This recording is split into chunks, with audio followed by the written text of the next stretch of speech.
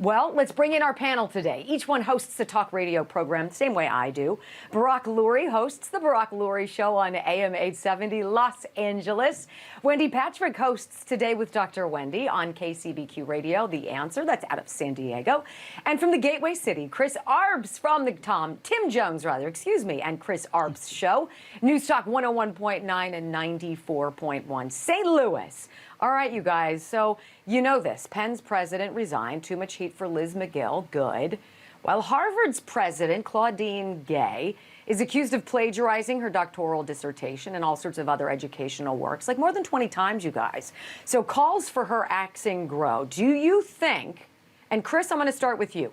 Do you think these elite university presidents refuse to denounce calls for genocide because it's perhaps woke to be pro-Palestine, or is it because of the money, the rich Middle Eastern people who, and governments, right, who give billions to them?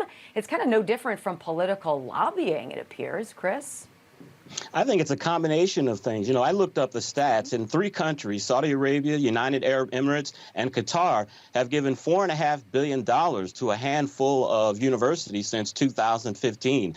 I think the money influences these university decisions. I also think it's the students. We've seen when it comes to liberal circles that mob rules, and we see that the Palestinian and supporters of Hamas on these campuses have been very loud and very vocal, and I think that's a reason why they were scared to speak out. We saw the incidences of the teachers and the professors that were afraid to come out of their classrooms because they supported Israel's right to defend themselves. So I think it's a combination of those things. Yeah, I think that's a great point. And in fact, this past May, this is cool, you guys, a PhD by the name of Mitchell Bard released this report titled Arab Funding of American Universities. And in it, he details how donations from Arab states to U.S. universities really ballooned after 9/11 to enhance the image of the Arab states and their rulers and to create these centers and these chairs at our schools to push their views. In fact, the state of Palestine, which doesn't even exist, has made 21 donations, some in excess of $10 million, specifically to Harvard. Wendy, what do you think about all this? I think, it's a where there's smoke, there's fire debate. You have to look at the coincidence, or does it have something to do with the writing of these policies? I happen to believe it would be great to have us actually have a look at these policies to see if, in fact, they say what's been represented. I know go woke, go broke. We've been saying that for 3 years. Yet there's more to it than that. There's almost this tenor of allowing somebody to walk all the way up to the line, not recognizing the emotionally charged environment in which we live demands that these policies be re-examined if they say something that would allow these types of answers. This is not the way these presidents want to make headlines. This, again, it affirms my decision there is such a thing as bad press.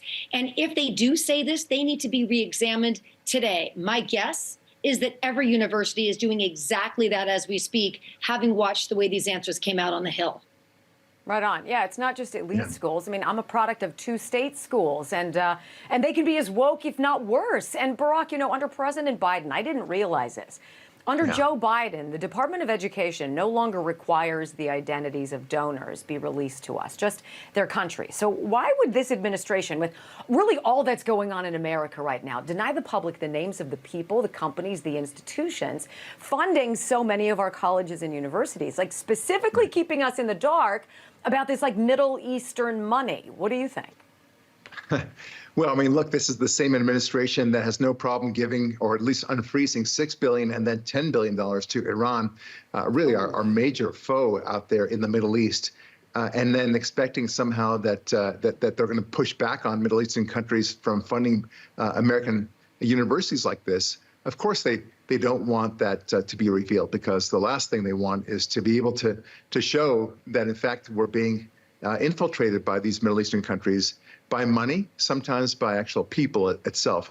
Look, and going back to the presidents of these various universities, what's so sad about this is the only reason why the Penn president resigned and why the others are getting such pushback is because they had to hold their finger to the wind, and they saw that things were not so good in this regard. Had the had the president sensed that somehow the world was turning against Israel and that there was a more effort for Israel than not, then they would just be just as proud and just as fierce as they are and say how brave they are. So the only reason why they push back is because they got the pushback at the end of the day. Right. It's really just, it's cowardly. Right. And Wendy, not only is it Middle Eastern money coming to our universities, it's Chinese money as well. They have set up these so-called Confucius Institutes on these campuses to influence thought on our campuses as well. I agree with you. And Chris, sticking with that, like 73% of Jewish students report being victims of anti-Semitism on campus. I can't fathom that. This is according to the Anti-Defamation League. Like, how do Jewish students, how do students who don't fit in with whatever is woke right now coexist with billions of dollars? Like, the government of Qatar has given U.S. schools more than $5 billion. Egypt has given $125 million. Its biggest recipient, guys, Harvard. $24 million from Lebanon. Biggest recipient, Harvard. Like, am I connecting the wrong dots, Chris? No, you're not connecting the wrong dots. These Jewish students, unfortunately, are outnumbered by the extremists on the other side that are against them. You've talked about the billions of dollars that are also flowing to our communities. The only thing that they really have to fight back, and we've seen that recently, are these wealthy donors to these universities that are pulling their gifts away from these universities because they haven't been as strong as their anti-Semitism as they should be. So that is one weapon that has been successful so far. Yeah. Right. And Wendy, as early as 1976, Arab governments started to make these large gifts to U.S. universities, creating chairs and centers in Arab, Middle Eastern, and Islamic studies. In fact, in 1977, Harvard received its first donation from the Saudis, $300 grand, to establish a chair in Islamic law. Like, do you think this is good? Is this a good use of this commingling of money and power and influence and education? You know, you lay it out like I would lay out a case in court. You know, you look at that perfect storm of factors and wonder if there can be any positive outcome, literally or optics wise. You know, nobody wants to see speech encourage violence. I mean, there can't be anybody alive, and I know that's debatable, but you would think that the vast majority of people, even those that disagree with our support for Israel, for example, don't want to take it to a level of violence. But if you have a policy that doesn't discourage it, or God forbid, encourage it in any sense, that's going to be the result. And we live in a day and age where that has been the result. That's another reason I think that all of these facts you're pointing out really need to be re-examined, not just in the past, what they've caused, but going forward. Yeah, I agree with you.